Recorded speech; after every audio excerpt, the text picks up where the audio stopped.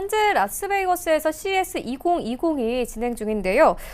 이 두산 같은 경우에는 수소 드론으로 미국 시장 공략에 나서겠다 이렇게 뜻을 강조를 했습니다. 관련해서 어떻게 보고 계십니까? 네, 앵커님은 라스베가스 가보셨습니까? 네, 전 가본 적 있습니다. 네, 한탕 하셨겠군요. 네네. 네, 그런 쪽이 아니라 라스베가스는 그냥 CES로 유명한 동네 이렇게 알려져야 될 것 같습니다. 네네. 솔직히 라스베가스는 카지노 산업이 마카오에도 못 따르는 아직 지금 부분으로 보게 되면 많이 좀 정체돼가는 모습들도 보여지고 있는데 결론적으로 지금 포인트는 그게 아니죠. 이제 CES 관련된 쪽으로 포커스를 맞추게 되면 이번에 두산이 처음 CES 참가했다고 얘기를 합니다.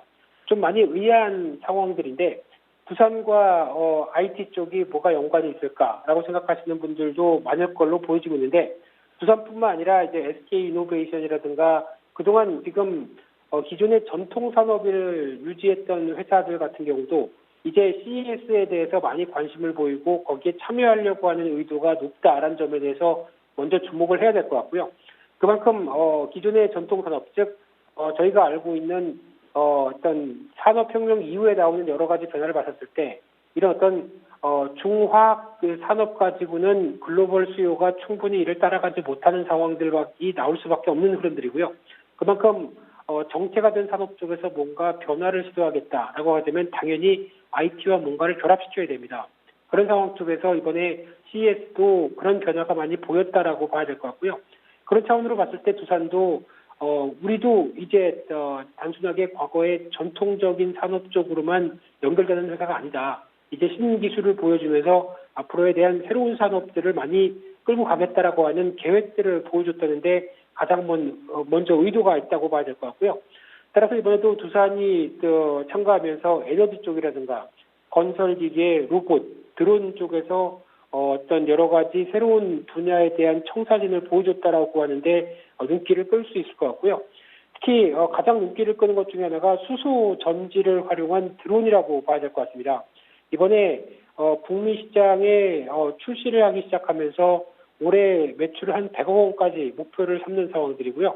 게다가 또 협동 로봇이라고 하는 즉 어떤 산업용 로봇 쪽에서 사람의 손으로만 이어질 부분이 아닌 로봇의 힘까지 가세되면서 나올 수 있는 변화까지 한 500억 정도 매출을 목표로 하겠다라는 쪽으로 나오고 있는데 두 가지 흐름을 보게 되면은 일단 기반이 약간 전통산업 쪽에 기반이 맞춰져 있으면서 새로운 분야를 같이 가세를 시켜서 이에 따라서 부가가치를 좀 올리는 역할 쪽에 했다는데 눈길이 끌고 있는 상황들이고요.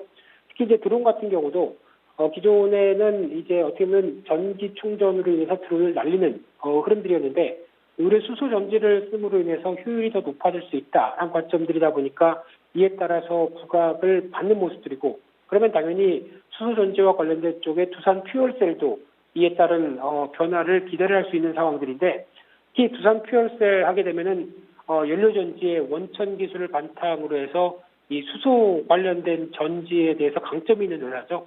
그러다 보니까 이제 발전용 그리고 주택용 연료전지 제품을 생산을 하면서 특히 작년 10월 달에는 세계 최초로 드론용 수소 연료전지를 양산을 완료했습니다.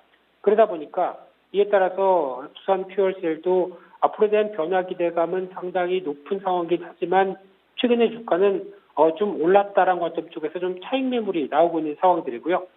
또 하나 지금 두산 쪽을 바라보면서 하나 눈여겨볼 수 있는 상황들은 두산그룹과 관련된 리스크는 아직까지 진행 중이다라는 관점 쪽에서 기존에 두산건설이 이제 두산중공업의 자회사로 편입되면서 나오고 있는 여러 가지 부진한 여파들 아직까지 시장에는 노출이 되어 있는 상황들이죠. 그러다 보니까 두산그룹주를 매매하는데 아직 그렇게 좀 꺼려진다라고 한다고 하더라도 그래도 그와 조금 떨어져 있는 회사 두 회사죠. 대표적인 두산솔루스나 두산 퓨얼셀 같은 경우는 그래도 중장기적으로는 관심이 필요하다고 봐야 될 부분들이고요.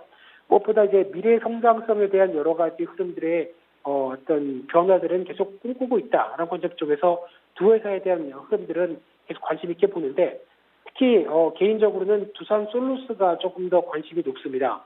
특히 대표적으로 이 회사 같은 경우는 2014년도에 전지박 관련된 원천 기술을 보유한 회사 룩셈부르크의 룩셈부르크의 동박업체 서킷포일을 인수를 했죠.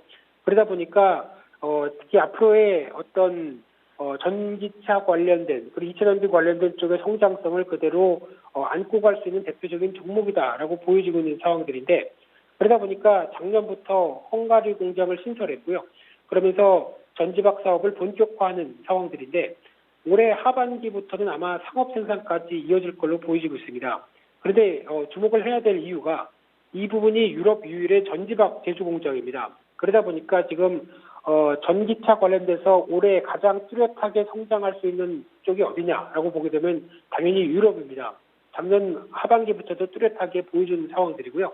특히 비상기후 협약을 선언할 정도로 어떤 환경에 대한 관심이 상당히 높아지면서 지금 시장 분위기는 유럽에 대한 성장세가 전기차 시장에서 가장 높을 것이다라고 전망하는 만큼 그에 따라서 전기차 관련된 이차전지 쪽에 대한 핵심적인 부품 쪽에 어떤 드라이브를 걸고 있다라고 보게 되면 당연히 기대감이 높다고 봐야 될 부분들이고요.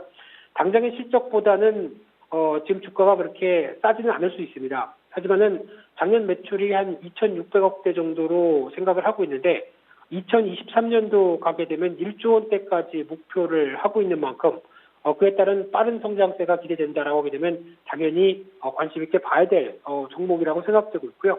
근데 주가는 최근에 좀 전기차 관련된 부분들과 함께 좀 올랐죠. 그렇기 때문에 단기적으로 대응하는 것보다는 단기 좀 조정권이 들어왔었을 때 조금 더 성장성에 무게를 두고 대응하는 전략들은 나쁘지 않다. 이렇게 정리해서 말씀드리겠습니다.